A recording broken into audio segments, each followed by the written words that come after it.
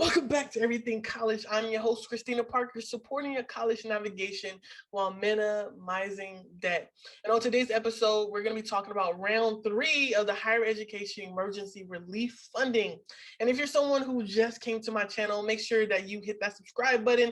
And if you've been here, but you haven't been subscribing, make sure you hit that subscribe button because I'm going to have a lot of videos around the Higher Education Emergency Relief Funding, supporting students and how to utilize these funds to minimize their debt, and then also how to access this money as well. So I do have a lot of videos on HEERF 2, answering questions, talking about it in depth on my YouTube channel. I will, throughout the video, put those up here. So please go check that out if you do have additional questions about what HEERF is. All right. If you haven't this already, go ahead, hit that subscribe button. If you do have any questions throughout this video, please go ahead and comment down below. If you receive money or you want to talk about your institution to help out other students, go ahead, comment that below. But I'm gonna go ahead and share with you all my screen. All right, so this is a cool little document that I was able to find. I really want to find something that was accessible and broken down in a way that I think is student friendly to the best of my ability, right, of the resources that are available. This is also going to be linked in my description, so make sure you go check out that link if you're curious to see kind of like what I'm looking at. But as you see, right, HEERF 1 received $14 billion, HEERF 2 received $23 billion, and then for HEERF 4 or HEERF 3 received $40 billion, okay? HEERF 1 really is irrelevant now because they had 1 year to utilize that money. That year has already came up to, an end now. So the most relevant things that I could talk about right now are HEERF 2 and HEERF 3. I have a lot of videos around HEERF 2 on my videos on my YouTube channel that's going to be popping up also on this video. But if you do have additional questions about that, please go ahead and comment that below. Also, I'm going to be going live on TikTok and also on my Instagram. I'm going to link those both in the description below as well. And I'm going to be answering questions from students. So if you do have additional questions, I always encourage you all to ask them on my YouTube videos. But if it's something that's like I'm not able to get to or make a video about, I would definitely, if you are able and available, to join those lives, and I should be able to hopefully answer your question there.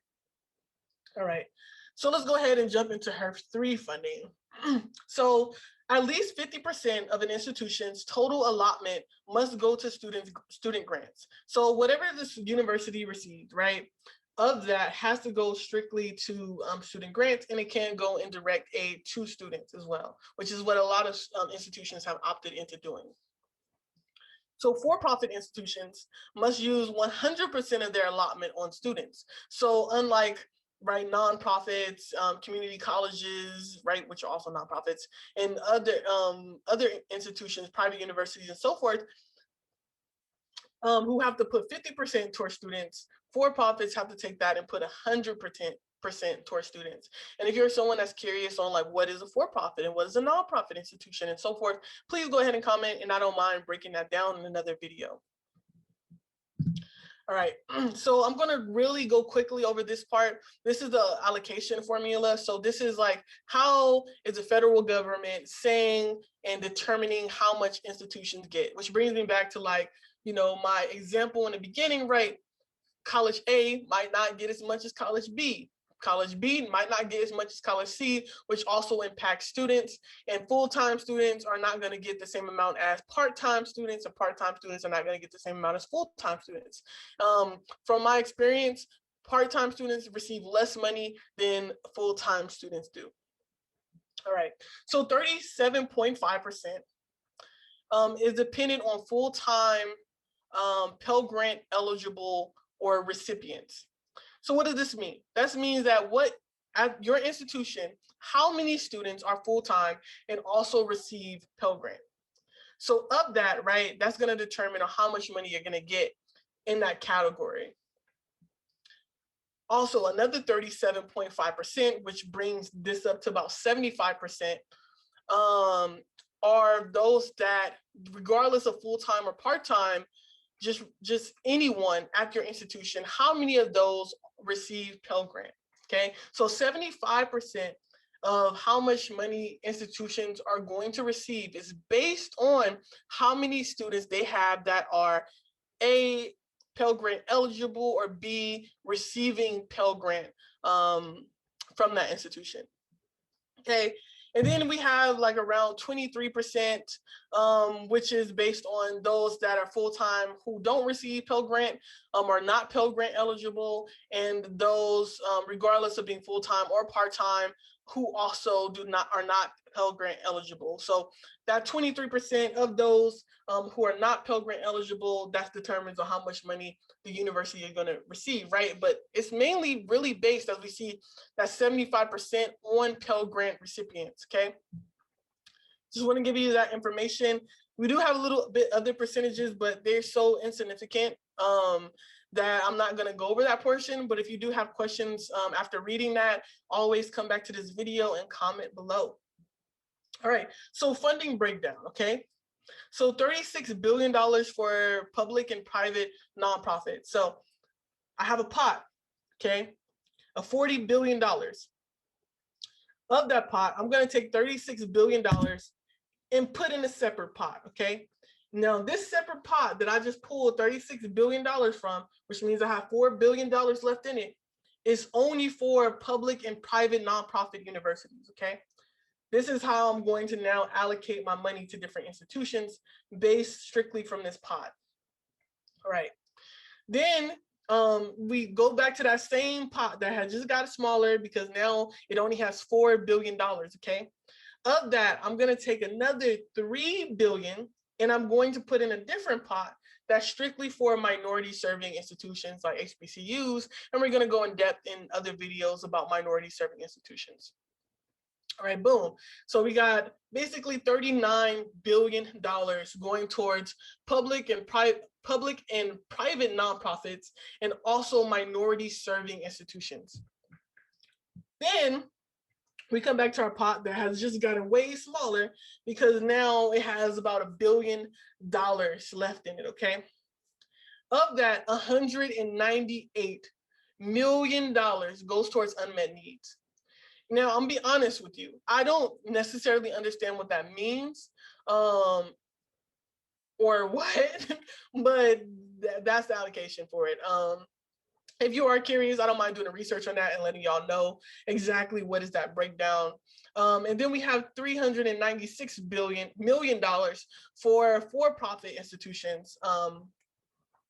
And these funds must be used on student grants. So like I said before, right, for-profits, the allocations that they receive, 100% has to go towards students. And so for-profits, which is actually not many institutions are for-profits compared to nonprofit and private universities and minority serving institutions, will receive $396 million. So we have these 4 different pots, and depending on how many Pell Grant eligible students and non-Pell Grant eligible students will depend on how much money that institution receives, okay, from that pot.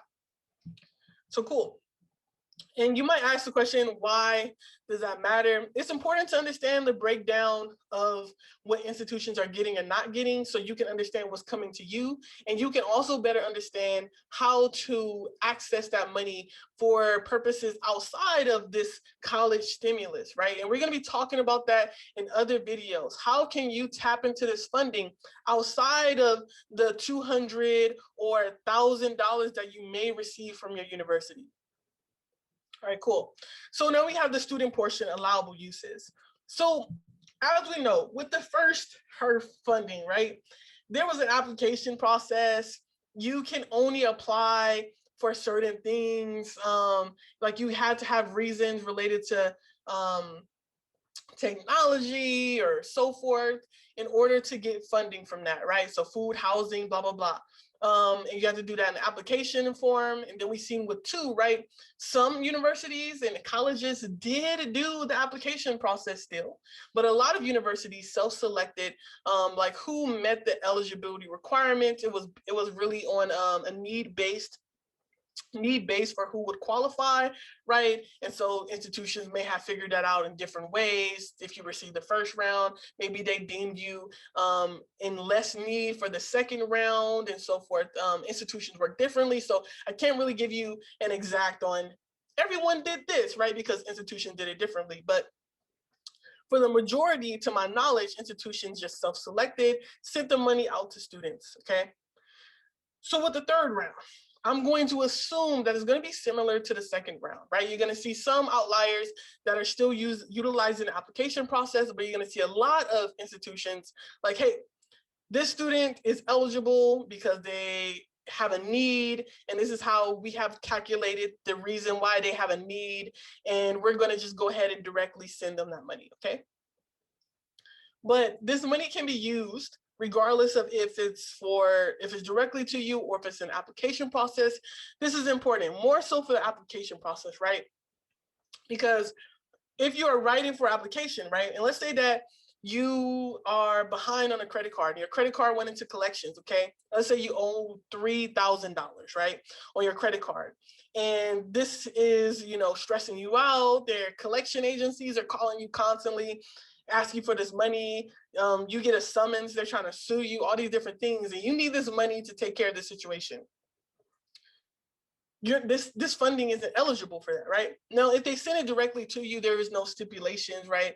Unless your university has told you we need receipts or something of that sort. So you can utilize that money any way you want.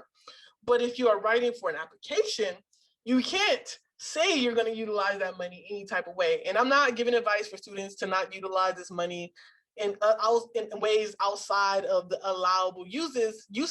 I'm just, giving advice to all the students that are out there who may have needs outside of these allowable uses.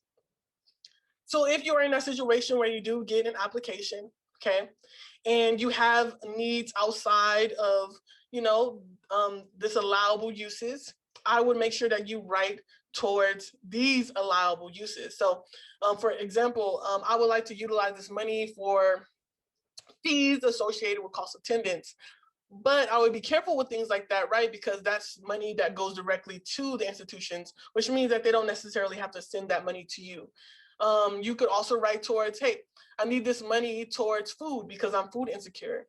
I need this money towards healthcare because I have a couple of kids who need to go visit the healthcare place and I have a co-payment. I need to go see my therapist. I have children who, I need daycare between these hours. My car broke down, just so things that are related to allowable uses. So if you are someone that has to put in an application, regardless of what your need is, make sure that you are writing specifically to allowable uses, okay? And if you get confused or you don't remember in the future, right, I would just come back to this video or make sure that you save this form right here, all right? So what are the institutional portions that's allowable uses? All right, so honestly, most of it's just boring, but a portion of it is something that I think is important for students to know is make additional financial aid grants to students. So for students who do not know, and I could do a video on this, you can petition financial aid for additional money, right? Let's say that you were only offered loans from your institution and that's something that's just not feasible for you, right? You can petition your university for additional money, or you can do a change of circumstance or so forth.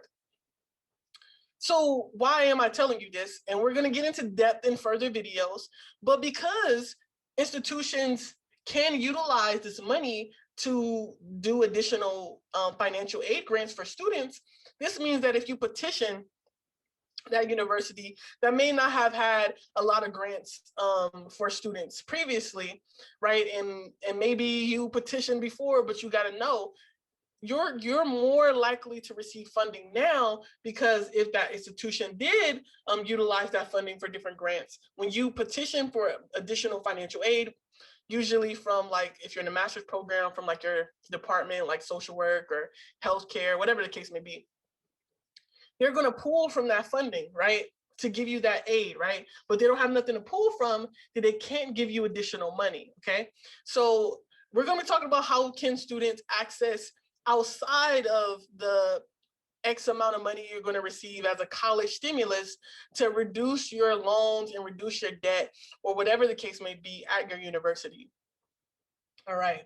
So institutions must use a portion of their allocation for implementation, evidence-based, blah, blah, blah, and to conduct direct outreach to financial aid applicants about the opportunity to receive a financial aid adjustment due to the recent unemployment of a family member or independent student or other circumstances, okay? Now, I want to say that portion in particular, because if you are someone out there that, let's say you are dependent, right? And your mom or your dad or your auntie, uncle, whatever the case may be, or, you know, adopted parent, whatever the case may be, if they lost their job, right, then you might be eligible for additional aid. And you need to do a change of circumstance or petition of financial aid or whatever the case may be at your university in order for them to take into consideration that change in income. So you can potentially get additional money. Or if you are someone who's independent, right? Those that were formerly in the foster care system are independent. You know, non-adoptees are independent. If you were in the foster care system in particular, or if you meet a certain age, right? I think it's the age after 26, then you can be considered an independent student. Don't quote me on the age range because I'm actually unsure about that. I think it's actually 24. But anyways, and you lost your job or something of that sort, I do highly encourage you to reach out to your institution to let them know that, because that could change how much aid you are able to receive from your institution. And again, if y'all would like me to make more content around some of the things that I'm talking about, please go ahead and comment that below. So this is just institutional requirements. Institutions, you know, and this part is really just what I was saying over again. Y'all can read this on your free time if that's something that y'all are interested in. All right. So student eligibility, okay? So if you don't know, right, with HEERF 1, those that were refugees, undocumented, DACA recipients, international students, and so forth were ineligible to receive funding for the first round, okay? Then we have the second round. There was a lot of confusion around if dreamers, undocumented, international, asylum seekers, were able to receive funding, okay? Now, a lot of this stems around the Department of Education not providing guidance and clarification around if those groups of individuals would be eligible for the second round, okay? So money was released around February for HEERF 2. All right, institutions start getting their money within the month of February all the way up until the month of May, and how much they got differs, right? So a lot of institutions that was like, you know what, we're gonna send this money to students. They sent them to students that they thought was eligible, which were non-DACA recipients, undocumented students, and so forth, were left out of that pot of money. Then in the month of May, beginning of May, the Department of Education goes, wait, actually, the status of a person, regardless of if they're Title VI eligible or not, are able to receive this funding. So now, right, institutions have already disseminated this money, but undocumented refugees, international students, so forth, who thought that they weren't eligible and didn't receive that money are now eligible, right? And so if you're someone that's in that predicament, I do encourage you to reach out to your institution to make sure that you do receive your money. And if you would like with me to go deeper into that subject as well, I also do not mind doing that. Just comment that below. But yeah, so in round 3, you might ask the question is, undocumented, dreamers, refugees, asylum seekers, so forth, eligible? And the answer is yes. Refugees, asylum seekers, deferred action of child arrival, DACA recipients, other dreamers, and similar undocumented students qualify for HEERF student grants. So you would qualify for these funding for not only 3, but also 2, but you did not qualify for the first one. All right, so I do want to make that clarification there. Who else is eligible? So any student or any individual who is or was at an eligible institution on or after the date the national emergency was declared, which was March 13th of 2020, okay, may qualify for assistance under the HEERF programs. Now you might be like, but I started school before March 13th of 2020, and that's fine. Are you still enrolled in your institution? If you are going to be attending university in fall of 2020 or fall and spring of fall and spring of 2020 to 2022 academic year, you would qualify to receive funding. And there is further qualifications than just you being enrolled in this time, okay? So who is eligible also? So non-degree seeking students, non-credit, dual enrollment, and continuing education students. So like for continuing education students, this means master's students, PhD students, JD students, and so forth are also eligible. And students exclusively enrolled in distance education may receive these funds. When doing two, there's a lot of confusion around, well, I'm in an online program, but it says online students are ineligible. So ineligibility is for those that are strictly on online only programs, meaning that when I say this means that your program doesn't even have a physical entity, like Walden University, for example. Those individuals would be ineligible. Okay, to my knowledge, with 3, nothing has changed. To my knowledge, if you see something different, please let me know in the comments below. But this also was 2, and this also was 1. Those that were strictly on online only programs and institutions that were only online did not qualify. Okay.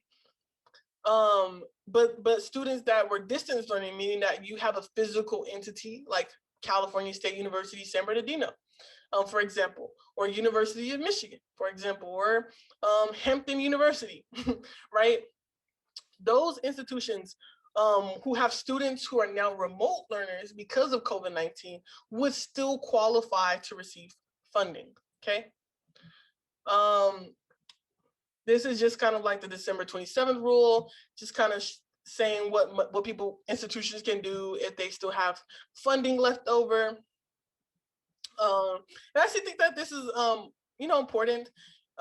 They can utilize this money toward tuition, food, housing, healthcare, including mental health care or child care. So if they didn't utilize the second one or the first one, they could still utilize it for these specific things that are in this box here, which is also important for students to know, because that means that, hey, your institution might have additional funding that you could tap into. And again, we're going to be talking about this more in detail in other videos. So if you have specific questions, make sure you ask them. Endowment implication. So some universities and institutions have endowments. Okay. For example, University of Michigan has a $12 billion endowment. If you didn't know, now you know. And this is just saying that previously, those that had round 2, those who had endowments, their allocation was 50% less. But with this round, they're not subject to being decreased based on the fact that they have an endowment. So this application required to receive funds, this is in reference to actual universities. And the answer is no, but yes. So for specific universities, not for students, okay? With round 1, if they applied and they received round 1, then they would have received round 2 if they followed, the instructions and did everything properly. If they received round 2, then they would receive round 3 without having to reapply. All right, reporting requirements. Every institution is required to report how much money did they receive, how much went to students, how much went to the university, where did it go, how was it spent, X, Y, and Z on their public website. Institutions do this, but do they do a good job at notifying students that this information is available? No, not at all, not even a little bit. But I'm curious. I would definitely check that out to make sure your institutions are doing that, because if they're not, and yeah, so that's basically it for HEERF 3. There is going to be a third round. I'm going to be making more videos, kind of answering questions, going more deeper into HEERF 3 funds as information is also released, right, around what institutions are going to be doing. Are institutions going to be doing more of an application process? Are they going to do more of a self-selection? Going deeper into, right, eligibility. Like, we kind of briefly kind of went over eligibility, but there's more in-depth pieces around eligibility. So to make sure that if you are eligible or isn't eligible, you'll be able to learn that from my videos. If you do have additional questions, please put them in the comments, because I do look at those comments and I try my best to answer those questions in my videos. And lastly, I'm just going to answer one more question, which is this only for four-year universities? And the answer is no. This is also for community colleges. This is for trade schools.